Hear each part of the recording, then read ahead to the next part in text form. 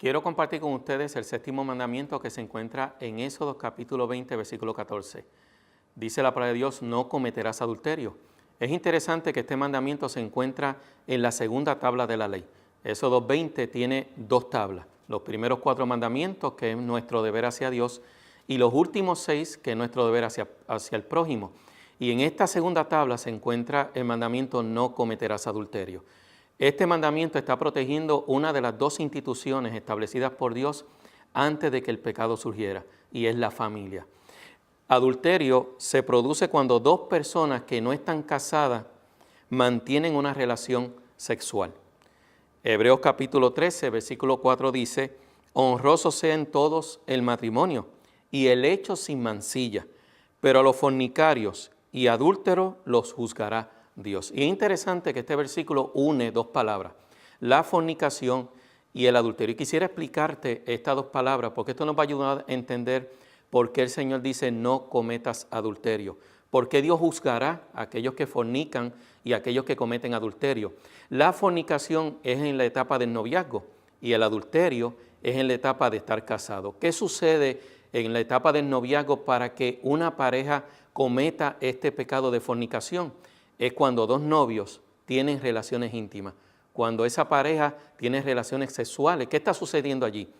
Que esa persona, sea el novio o la novia, para poder tener relaciones sexuales tiene que llevarla a otro nivel.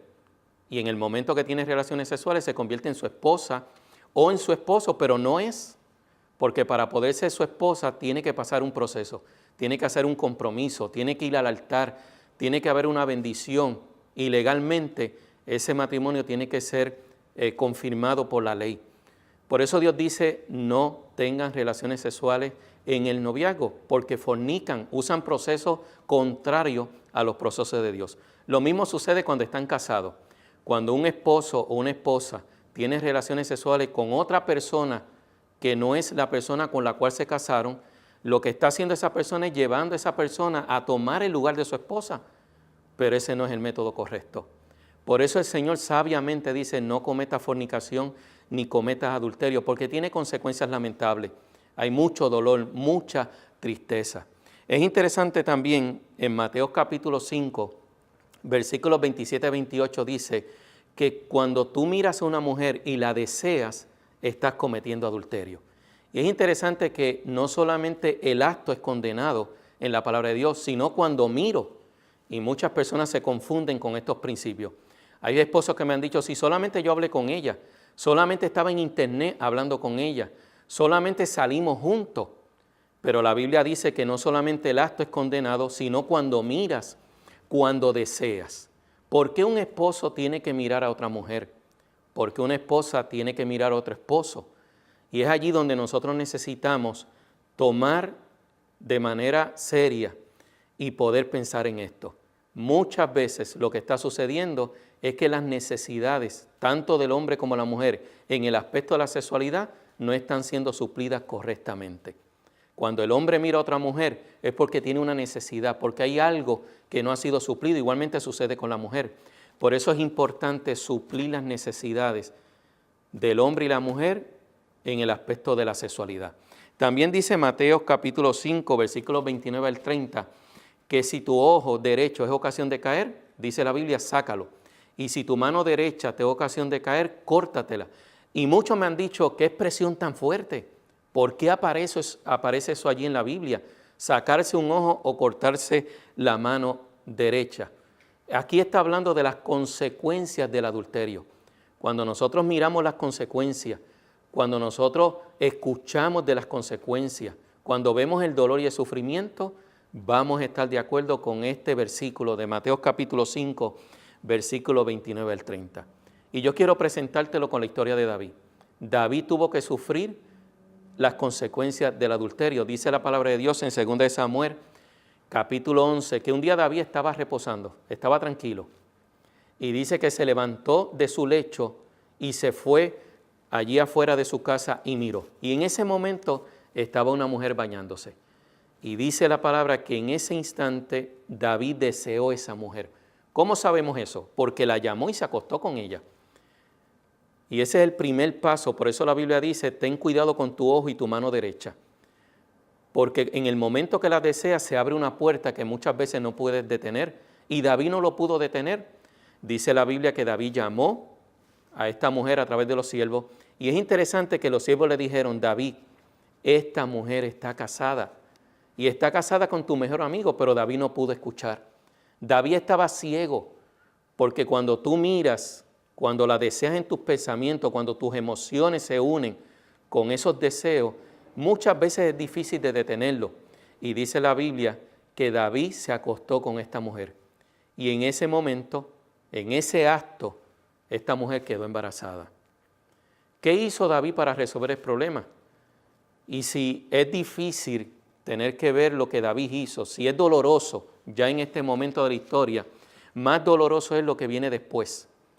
Quiere decir, el adulterio es doloroso, es triste, pero las consecuencias que vienen después son aún más dolorosas, más tristes. Dice que David puso al esposo de esta mujer frente al campo de batalla y le dieron la noticia de que este hombre murió. David no estaba allí, pero fue el que estableció la idea. Y nosotros podemos decir con toda seguridad que David mató a ese hombre.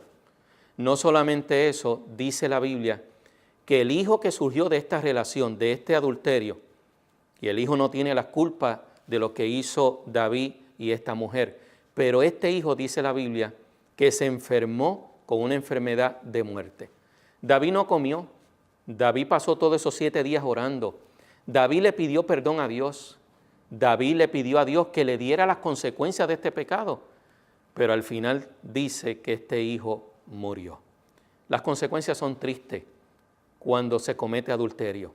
No solamente se lastima a la persona que está haciendo el acto del adulterio, no solamente lastima a la otra persona porque también comete adulterio, sino que lastima a la esposa, pero sobre todas las cosas, lastima a tus hijos.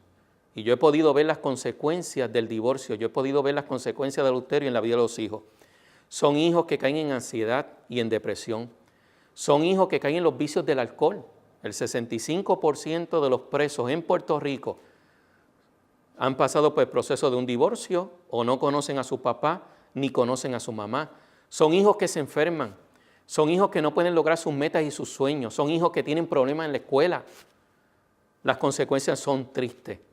Y nosotros como profesionales, como estudiantes, que tenemos un lugar donde trabajamos, este mandamiento es sumamente importante. Número 1, este mandamiento nos invita a respetar a la persona que tienes a tu lado, sea tu maestro, sea el estudiante, sea el jefe, sean compañeros de trabajo. Necesitamos respetar, porque esa persona que está a nuestro lado no me pertenece a mí, pertenece a otra persona. Y la Biblia dice directamente, no forniques ni cometas adulterio. El Señor Jesús es directo, no lo hagas, no lo pienses, no lo medites, no te mantengas observando, aléjate de eso en el nombre de Cristo Jesús.